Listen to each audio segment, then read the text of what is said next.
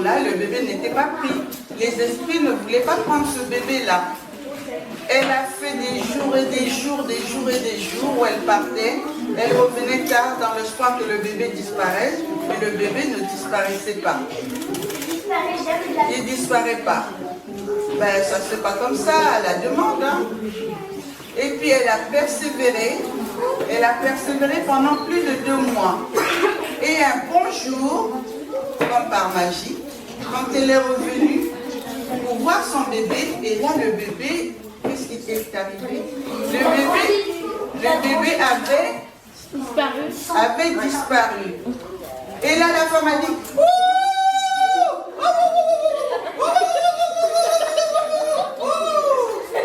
Dieu merci. Merci Seigneur. Merci mon Dieu. Ah, je vais être riche. Je vais être riche. Je vais être riche. Je vais être riche. Je vais devenir reine. Qu'est-ce que ça fait plaisir de ne avoir plus à travailler dans les champs. Je vais être riche. Je vais avoir la fortune. Je vais être riche à mon tour. Celle-là, qu'est-ce qu'elle a fait? Je vais être riche. Alors là, elle n'a même pas pleuré en fait. Elle a pris seulement la salive, elle a mis vite sur le visage, elle a faim de pleurer. Elle est allée voir le mari, elle a dit, chérie, tu sais quoi? Notre bébé a disparu lui aussi. Le bébé a disparu. Le mari a dit, ben voyons, ça devient une mode, tous les bébés disparaissent. Ben va donc chercher le bébé. Fais comme l'autre, ramène-moi mon bébé, c'est tout. Elle a dit, bon, comme elle, et suivez-moi bien les enfants, le problème c'est que elle avait déjà tous les éléments, elle, puisqu'elle avait pris tous les renseignements. Donc comme elle savait comment l'autre avait fait, elle n'a pas eu besoin d'aller se fatiguer, de voir 50 marabouts. Elle est allée tout droit où? Chez qui? Chez le 50e. Elle est allée tout droit sur le 50e. Et là, elle est allée, elle a dit, bonjour monsieur, je suis venue parce que j'ai perdu mon bébé. Le féticheur l'a regardé comme ça, de la tête jusqu'en bas. Elle a dit, ah, vous avez perdu votre enfant et vous êtes comme ça. Elle a dit, vous voulez que je sois comment? Hein? Vous voulez que je sois comment? Que je rase la tête, que je fasse quoi? Elle a dit, non, j'ai juste demandé, hein, ce ne sont pas mes affaires. Je sais simplement quand on perd un enfant, c'est douloureux, on n'a pas bonne mine, on n'a pas faim. Et là, je vous trouve plutôt en forme. Le féticheur, le marabout a dit, bon, ben moi... dites-moi ce que vous voulez. Il dit, mais moi je veux retrouver mon enfant, c'est tout. Je n'ai pas de temps à perdre. Je veux juste retrouver ma fille, c'est tout. C'est pour ça que je suis venu voir. On m'a dit que vous pouvez tout, alors faites-le pour moi. Le féticheur a dit, on se calme, on se calme. C'est pas en baguette magique, il faut me laisser le temps. Et là, le monsieur a fait le même rituel. Il est allé dans la petite chambre. Elle a sorti, qu'est-ce qu'elle a sorti? Un énorme paquet. Et dans le paquet, il y avait quoi? Un petit miroir dans lequel on lisait quoi? Des messages. Et il a regardé dans le miroir, il a revu le même tracé. Et puis elle a dit à la dame, voilà, il faudrait que tu chantes quand tu vas arriver devant une forêt. Tu vas aller, il y aura des sandoukou qui vont passer. Il y en a en tout 9. Attention à ne prendre que le 9e, à ne pas prendre une autre. Elle a dit, bon, ça y est, c'est bon, j'ai compris, au revoir, monsieur. Le monsieur a dit, mais prenez le temps, pourquoi est-ce que vous êtes pressé? Je ne vous ai même pas dit là où vous allez passer la nuit. Et vous me dites déjà, bon, bah, faites comme vous voulez, allez. Elle a dit, bon, bah, qu'est-ce que vous voulez que je vous dise? Vous m'avez déjà dit, moi, ce qui m'intéresse, c'est retrouver mon bébé et la valise, c'est tout. Et donc, elle est partie. Elle est allée se pointer devant la fameuse forêt. Et là-bas, elle est arrivée, elle s'est mise à attendre. Elle a dit, oh, mais les fameuses valises en question, elles n'arrivent même pas. Moi, je pensais que tu te pointes et puis ça y est, tu prends ta mallette. Mais là, il n'y a rien. Comment est-ce qu'on fait? Oh là là là là, mais vite que ça soit là. J'ai pas le temps à perdre, moi. Tout ce que je veux, c'est l'argent. Les autres choses, basta, quoi. Elle s'impatientait et puis au bout du compte, elle a vu la première. Elle a dit, ah, la voilà, la fameuse valise. Ah, ça y est, bientôt l'argent est là. La deuxième est passée. Elle a dit, ah, bah moi je chante pas. Je n'ai pas le temps à perdre dans les chansons. Je ne chante pas. Moi, tout ce qui compte pour moi, c'est de prendre la sandoukou, c'est tout. Je ne chante pas. Et donc, du coup, elle a décidé qu'elle ne chantera pas. Et elle n'a pas chanté, elle n'a pas chanté.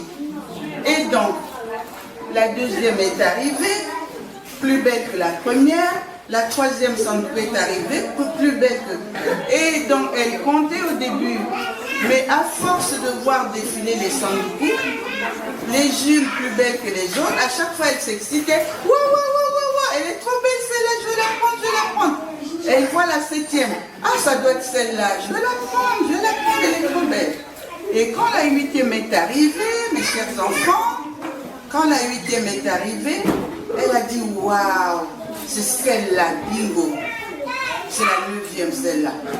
Parce que tellement qu'elle s'excitait à chaque fois que les valises passaient, et du coup, qu'est-ce qui s'est passé? Elle a perdu le compte. Elle ne savait plus si c'était la septième, si c'était la huitième, si c'était la neuvième. Mais quand elle a vu la huitième, elle a dit c'est celle-là la neuvième. En plus, elle est trop jolie, je vais la prendre celle-là. Et du coup, donc, quand la huitième Sangoku est arrivée, elle l'a prise. Elle l'a prise. Et donc, elle prend la huitième et elle était toute en joie. Elle se met à la tirer, à la tirer, à la tirer, à la tirer. Ah, mon bébé doit avoir grossi. Qu'est-ce qu'elle est lourde, la Sangoku. Et elle est arrivée avec ça au village. Elle n'a même pas ouvert, hein. Elle est allée direct chez le mari. Elle a dit, chérie, chérie, qu'est-ce que tu fais? Viens vite. J'ai ramené notre bébé et le trésor. Il dit, tu sais, le mien, ça va être encore plus important que celui d'Andion Marival. Là, j'ai ramené vraiment beaucoup plus d'argent, beaucoup plus d'or. Il faut que tu arrives en vitesse. Entre-temps, le mari, lui, avait reçu la visite de ses cousins. Il était donc occupé à parler avec ses cousins. Il ne s'est pas pressé d'aller rejoindre la deuxième épouse pour ouvrir la Sangoku. Et donc, du coup, elle était impatiente. Elle a dit, mais qu'est-ce qu'il fabrique? Mais j'ai envie d'ouvrir, mais pourquoi il ne vient pas? Mais qu'est-ce qu'il fabrique donc? Je vais l'ouvrir, moi. Tant pis s'il ne vient pas. Je vais l'ouvrir, la Sangoku. Je vais l'ouvrir, je vais l'ouvrir, je vais l'ouvrir. Et finalement, qu'est-ce qu'elle fait, la dame? Elle ouvre. Elle ouvre, à votre avis? Non. Oui, elle l'ouvre, très bien. Elle l'ouvre, elle trouve quoi? Mais non, pas du tout, pas encore. Elle l'ouvre, quand on ouvre, qu'est-ce qu'on voit dessus? Une couverture, une grande couverture rouge. Elle dit waouh! Elle dit waouh!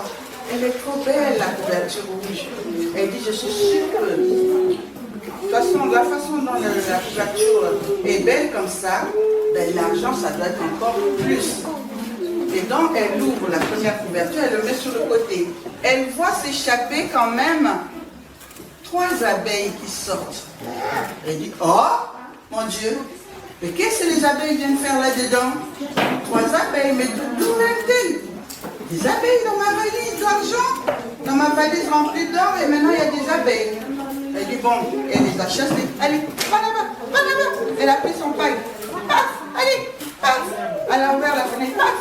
Les abeilles sont sorties. Elle a dit, bon, revenons à nos moutons. Elle a ouvert maintenant tout délicatement, doucement, la couverture blanche. Il y avait un trou au milieu. La couverture blanche avait un trou. Et quand elle a ouvert comme ça, et pouf, un essaim d'abeilles. C'est un gros essaim d'abeilles qui s'en est échappé. Et les abeilles, qu'est-ce qu'ils font? Et les abeilles l'ont piqué, pouf à l'oreille, pouf au nez, pouf au cou, pouf partout. Et les abeilles l'ont piqué de partout. Et les seins des abeilles, ça a fait comme une boule de neige.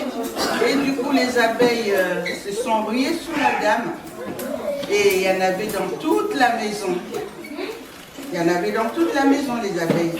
Et du coup, au moment où le mari est arrivé, et dès qu'il vient, comme c'est déjà des abeilles à la fenêtre, il dit, c'est quoi ça? Il ouvre juste la porte comme ça, il voit que la dame, elle était déjà par terre.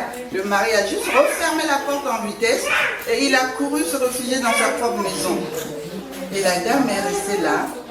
Et malheureusement, pour elle, il n'y a pas eu de bébé, il n'y a eu que des abeilles. Et c'est la fin de l'histoire. Moralité. La jalousie.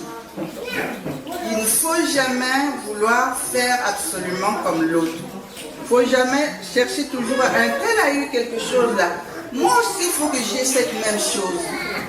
Un tel a acheté des Nike. Moi, si je n'ai pas les mêmes Nike, ça n'ira pas. On vient, on commence à harceler le père. Je veux le même Nike que j'ai vu là-bas dehors. Je veux le même Nike qu'avec Paul. Je veux manger la même chose qu'un tel. Je veux avoir la même robe que ma soeur. La jalousie, de fois, ça peut vous conduire vers des chemins sombres. Ça peut détruire la jalousie. C'est vrai que c'est un sentiment naturel, mais il ne faut pas toujours vouloir imiter les effets d'imitation. Il ne faut pas toujours vouloir faire comme l'autre. Il faut rester soi-même. Il faut avoir ce que le bon Dieu, ce que Allah, ce que n'importe qui te donne. Il ne faut pas vouloir avoir parce que un tel a fait ça, un tel a vu, moi aussi je dois l'avoir. Ça, il ne faut pas le faire. Vous avez entendu les enfants, la moralité, la jalousie, vouloir toujours avoir ce que l'autre a, ne jamais supporter de voir quelque chose de bien chez l'autre. Il faut absolument que tu aies la même chose. Mais non, tu ne sais pas comment elle a fait pour l'avoir. Même la dame lui a expliqué le chemin qu'elle a parcouru, mais elle a suivi de travers. Elle n'a pas fait ça pareil que l'autre. L'autre était plus parce qu'elle n'a pas été attentive. Ça veut dire que bon, tout était fichu pour elle. Donc voilà, pour le premier conte, je vous remercie.